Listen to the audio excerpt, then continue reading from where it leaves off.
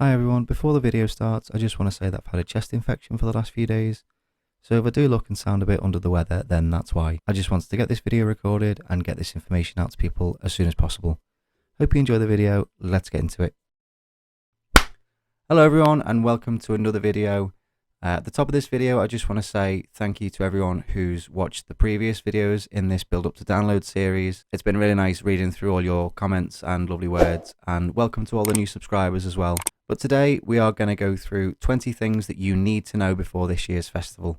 So number one, where are we going? The Download Festival is held at Donington Park Racetrack. It's right next to East Midlands Airport, just off the M1 if you're coming from the east. If you're coming from the west, you want to go off the M6 at Stoke, take the A50 over to ETIQUETTE. Don't worry if you get lost nearby, there's loads of big yellow signs, just follow those. And if that fails, just follow people who've got a car full of camping gear. Now when you get to the campsite, there are several different ways that you can get in. If you have a eco camping or a quiet camping ticket, you need to go to Westgate. This is because that's where the campsites are over that side of the site. Now there was a bit of confusion regarding the general camping because the car park passes said that it was north and east only.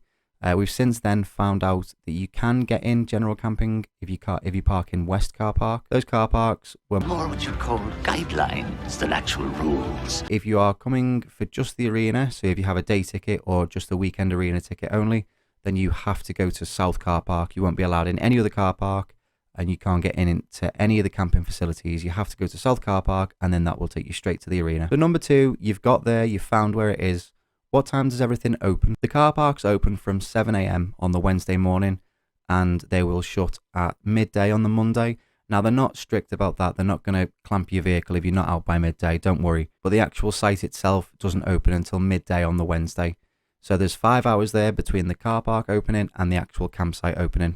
Sometimes they will open a bit early, but they have to do a full health and safety check across the site before they let anybody in. This year with it being sold out, hopefully they'll want to just get people in off the road, out of the car parks, just get people in as quick as possible. But again, they can't open the campsite until they've done a full health and safety check. Most times that I've been, it's always been before midday. But if the weather's bad and there's a bit of a problem with the site maybe, then it could be 1 or 2 in the afternoon. But I don't think that's ever happened. It's certainly never happened when I've been. The arena opens at midday on the Thursday and Friday, and will stay open till about 11 o'clock after all the bands have finished. And then on the Saturday and Sunday, the arena opens at 10 o'clock in the morning. This is because the bands are on for longer, and again, we'll close at 11 o'clock. After that, head back to your camp, to the village, whatever you fancy. Number 3, what campsite is best? The campsite is a little bit different this year. As I said before, if you have eco or quiet camping, there are reserved areas for you, same with Camping Plus and mini moshes. So there are certain areas of the campsite where general camping can't go. But the general camping is black, blue, green, purple, red and orange. Last year we went for black and it was nice and flat, it was good ground. This year I think we're going to aim for blue, which is a little bit of the way up the hill. But the ground up there is nice and flat, it's at the top of a hill, so you've got no risk of water running down into your camp. There's also purple, which is quite flat, but it depends on what entrance you're coming in. If you're coming in Westgate, like we are, then black or blue is probably your best bet. If you're coming in through Eastgate, then red or purple or green will be your best bet. Number 4, how far is the walk? Now Download is notorious for having long walks to and from the arena, but from the actual campsites to the village where everything happens of a night time and where the co-op is and stuff, it's probably, from where we were camped last year, it's probably a 5-minute walk, if that. The co-op and the doghouse are at either end of the village, which we'll come to later on. But if you want to get from one end to the other, that's probably about another 5-minute walk. But from the co-op to the arena is probably about a 15-20 minute walk.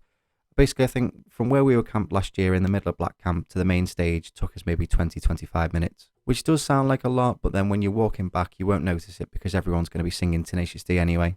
Number 5, what can you take into the arena? All the specifics are on the Download website if you want to go and check that out. But as a brief overview, if you want to take drinks into the arena, it has to be in a 500 milliliter bottle that's sealed. It can't be opened, it can't be tampered with. They will check and they will ask you what's inside. You can take an empty bottle if you want to refill it with water, that's absolutely fine. But again, it can't be bigger than 500 milliliters. You're not allowed to take any food into the arena, whether it's in a sealed container or not. But the co-op is on the way into the arena. So you could buy a meal deal at the co-op, eat it on the way, and then you're sorted for the next few hours.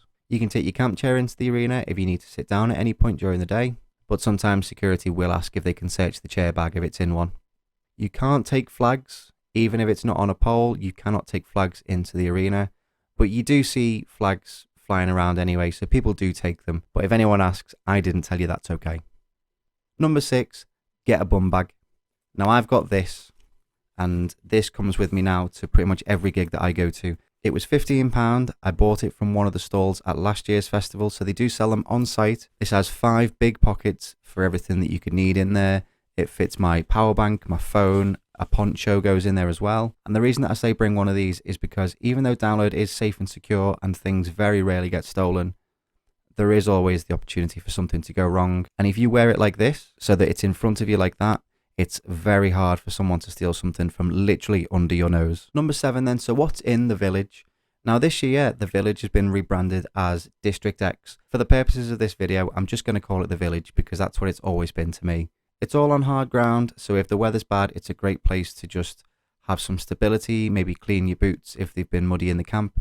Last year, it was all open top and there was no cover, and we fortunately got away with it with the good weather, but we have been told this year that there are going to be big tents. So if the weather does turn bad, you will have somewhere dry that you can stand. There are food stalls, there are other stalls selling clothes and other trinkets and things like that. There's a shisha bar, that's where the co-op is, that's where the medical tent is.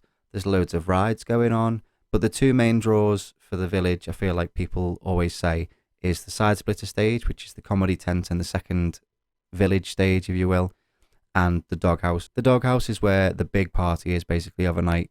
So once you've gone to see all your bands and you've come back to your camp, you've got a couple of cans, you can just walk on down to the village, go in the doghouse, and you'll have maybe Zoe London might do a DJ set, or one of the club nights from various rock bars around the country will be doing a club night. Wargasm are doing a DJ set this year. The village is the main hub of the entire campsite really, so if you find that not all your friends have been able to camp together, some might be in purple, some might be in red, some might be in blue, the village is where you'll all come together and have a great night.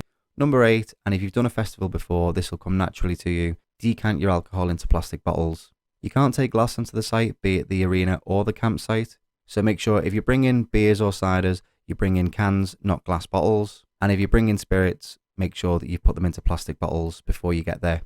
If you turn up on the day and you still need to put it into a plastic bottle, there is no guarantee that anyone will have a plastic bottle there for you to put it in, so make sure you do that before you leave home. Number 9, what's the situation with cooking? Want to cook? Again, the full details of what you can and can't bring are on the download website, so go and check those out if you want a full breakdown. Again, you can't take anything like that into the arena itself, just for the campsite. We take disposable barbecues, that's perfectly fine if you want to cook some burgers, some bacon, sausages, whatever you want. And you can buy those at the co-op on site as well. If you want to take a proper cooker, then you can also take meth stoves or Trangia stoves, but you're limited on the amount of fuel that you bring. Don't bring more than a litre of fuel. Basically, as a rule of thumb, what the security say is don't let the flame come out of the cooker itself. Campfires are definitely not allowed. If security see an open flame that comes out of a cooker, even if it's a disposable barbecue in a tray, if the flame comes too high, security will come down with a water tank and ask you to put it out, or they'll put it out themselves. Number 10, how are you supposed to find people? It's a big site, right? There's 100,000 people going to be there. How are you supposed to find people in a crowd that big? Now, we've all got a mobile phone. Some people might prefer not to take theirs. But let's say most people at the site have got a mobile phone. Everyone's going to be using it at the same time. That means the signal might not be perfect. You might not be able to get in touch with people as easily as possible. There is signal on site, but it can be a bit dodgy. But don't worry, there's plenty of things that you can do. If you're concerned about getting split up in a crowd while you're watching a band, then before you go into the crowd, arrange a meeting point. There's a lot of waypoints in the arena if you need to find anyone. We personally arrange at the end of the day to meet up at the Fudge bus at the top of the hill. And if you've never been to download, then it will make sense when you get there because it's kind of on the way out anyway. And then we all meet up there, do a head count, and then head back to camp. When you get there and your camp's all set up and you're trying to help people find where you are, use what 3 words, and it will give you a specific pinpoint location to where you are. We've used it in the past and it literally works about to the meter. But if you get lost, don't worry. And this brings me nicely on to point number 11, safety and security. Now, there are always security on hand to help, be that in the arena or the campsites or the village, wherever you are on site. There are security hubs in each campsite. There's like a little wooden hut that they all use as a base to operate from. as well as security being at the entrance to every campsite and some by the toilets as well. They're there to help and are always really friendly if you need assistance, and if they can't help you, then they can point you in the direction of someone that can. Just remember that they're people too, and they're there just to do a job and to help people, so just be nice and friendly and you'll get that in return. Number 12, will you get any sleep? Yes, don't worry. I know this is a concern for a lot of people, thinking it's going to be rowdy 24/7. It's not that bad, don't worry. There's never really an issue with noise at download. Everyone's fairly respectful to each other. You might have people staying up till about 3, 4 in the morning, going a bit mad partying. All the entertainment in the village ends about 3 o'clock in the morning, so for the next hour after that, you might have people a bit hyped up coming back to the campsite. But 99% of the people there will be respectful enough that you can get some good sleep. And the security are always coming round just to keep an eye on things as well. Which brings me nicely on to number 13, it gets cold overnight. Donington Park is up in the hills, so make sure you've got a warm jacket or something if you're walking around overnight. Once you get into your tent, make sure you've got something warm to sleep in. And if you're looking for a good sleeping bag, you can watch my video on how to budget for download in the playlist here. Number 14, speaking of clothing advice, here's a little packing tip for you. Put all your day's clothes in a carrier bag inside your bag. So you might want to put a t-shirt, a pair of underwear, a pair of socks, different pair of shorts or something if you're taking a different pair for each day. Put it all in a bag and tie that bag and then put it in your actual rucksack. And this helps you find things easier in your bag. So save rummaging around for a t-shirt and then rummaging around for a pair of socks. If you just pull out a plastic bag and in that bag, you know there's a t-shirt for the day, a pair of warm, dry socks and underwear, and a pair of pants if you need it. And then you can put all the dirty stuff at the end of the day into the bag, tie it up, put it to one side, and then you know, okay, here's all my dirty stuff, here's what I've got left clean for the rest of the festival. Number 15, something else that people seem to worry about all the time at festivals, the toilets. Now, Download is very good at maintaining their toilets, especially in the campsites. Arenas not so much because they can't clean them as often. You'll see big trucks coming through the campsite a few times a day. These are the cleaning crews. They go in, they blast everything down, they change the toilet rolls, they make everything really nice and tidy. So don't worry about having to hover, there's always clean ones available. However, I would recommend taking your own toilet roll just in case it's run out. 16, sticking with the hygiene theme, baby wipe behind your ears. I cannot tell you how good it feels when you wake up in the morning and the sun's cooking you alive in your tent to just get a baby wipe and run it behind your ears. It's not something that people tend to think about, but it does make you feel so much better, and it's just the perfect way to start off fresh. Number 17, make a plan for each day. Every single time I've been to Download, I've made a list of bands who I wanted to see. I went on the app or I wrote down the times that they were on and what stages they were on. I told my friends where I was going to be and when, in case we wanted to arrange a meetup during the day.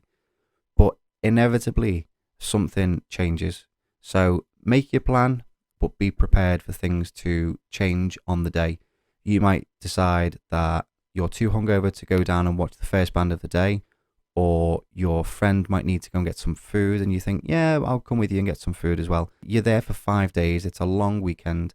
So if you need to just go for a sit down or something, or if it's too hot or if it's raining and you need somewhere to dry off for a bit, don't feel bad about changing your plans on the day. Remember to have fun and remember to try and get your money's worth, but also remember to look after yourself. Some of these bands will come back year after year after year and you'll see them again. But if you push yourself too hard and you don't look after your health, then you'll just ruin the weekend for yourself. Number 18, Download is a cashless festival. Every vendor that you go to, all the food stalls, all the craft stalls, will be card only. Make sure you've got somewhere safe to keep your card, or if you're using Apple Pay or Google Pay, make sure you've got enough charge on your phone. And don't feel bad about asking to see the screen when you make a payment, just to make sure that you haven't been overcharged. Number 19, the plane game. Download is next to East Midlands Airport, which means that it's directly in the flight path of everything taking off and landing. Now, the Download community have turned this into a drinking game. So whenever you see or hear a plane overhead, shout plane, and someone else will shout plane, and someone else will shout plane, and then the entire campsite takes a drink. And that's the rule. This is Download tradition, so feel free to just join in, and it's non-negotiable. And number 20, the last on this list, leave no trace. Now, it's important that at the end of a festival, the campsite looks as similar to how it looked before we all got there. Although there are cleaning crews that come round afterwards, it's just common courtesy and good practice to put your rubbish into bin bags and leave it at your plot, and people will be able to throw them on the truck, or you can always take the bin bags to a refuse point on site as well. And make sure to take all your tents with you if you can. So we're going to leave it there for today. That was 20 things that you should know before going to Download Festival. If there's anything that you can think of that I haven't mentioned in this video, feel free to leave it in a comment down below. Also, go and check out the other videos in this series on the run up to Download Festival 2023, including 10 bands that you need to see at Download Festival 2023 and some tips on how to budget. And if you want to see what it was really like last year, then go and watch the vlog as well. Everything's in a playlist at the side there. If you want to see more videos like this, then let me know in the comments down below. Subscribe so that when new videos do come out, you'll be the first to see them. And if you see us at the festival, feel free to come over and say hello and have a drink. Thanks again for watching, and I'll see you in the next one.